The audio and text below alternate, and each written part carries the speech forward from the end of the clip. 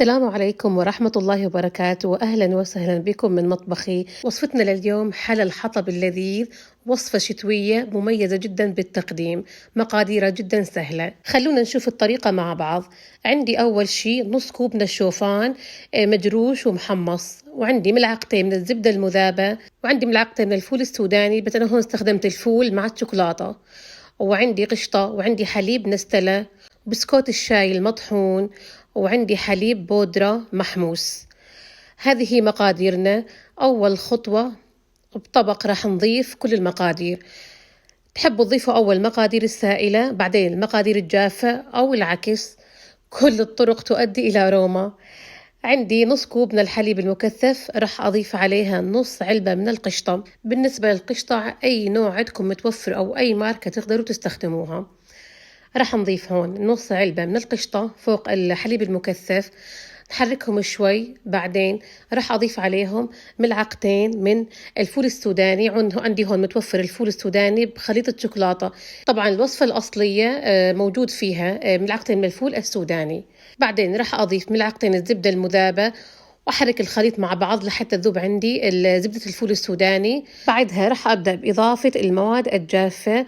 عندي حليب البودرة، ننتبه أثناء تحميص حليب البودرة تكون النار جدا هادية مشان ما تنحرق معايا أكثر وتعطيني طعم بنت أو طعم الحلا يكون غير مستحب يعني.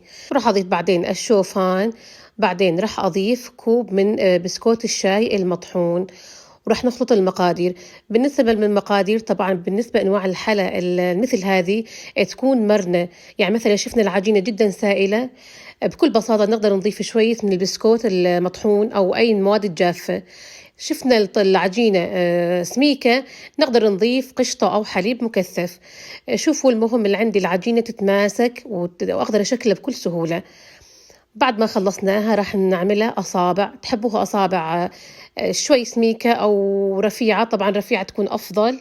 نحاول نمدها على شكل أصابع، نمد كل الكمية لحتى تخلص معي كل الكمية. انتبه نحاول نخليها كلها نفس الحجم نفس السماكة.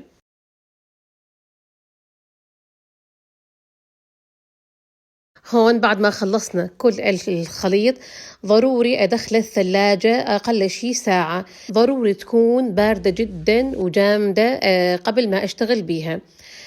عندي هون الخليط اللي راح أدهن بيه، عندي شوكولاتة، ضروري عندي شوكولاتة خام، عندي استخدمت هون شوكولاتة دارك. رح أضيف عليها أصبع واحد من شوكولاتة الجالكسي.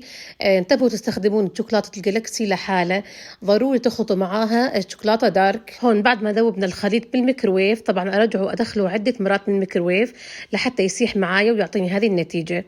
رح أبدأ بدهن حبات الحلا. طبعا عندي الأصبع الحلا بارد، فبسرعة راح تجمد معايا الشوكولاتة وراح تعطيني شكل مايل، الشكل التعرجات على شكل جذع، وهذه النتيجة اللي احنا ندور عليها.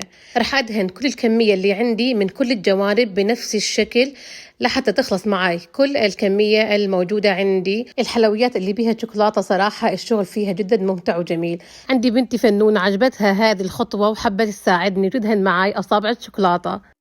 خلصنا كل الكمية المطلوبة، راح أدخلها مرة ثانية الثلاجة أو الفريزر لحتى تجمد معايا وأقدر إنه أقطعها.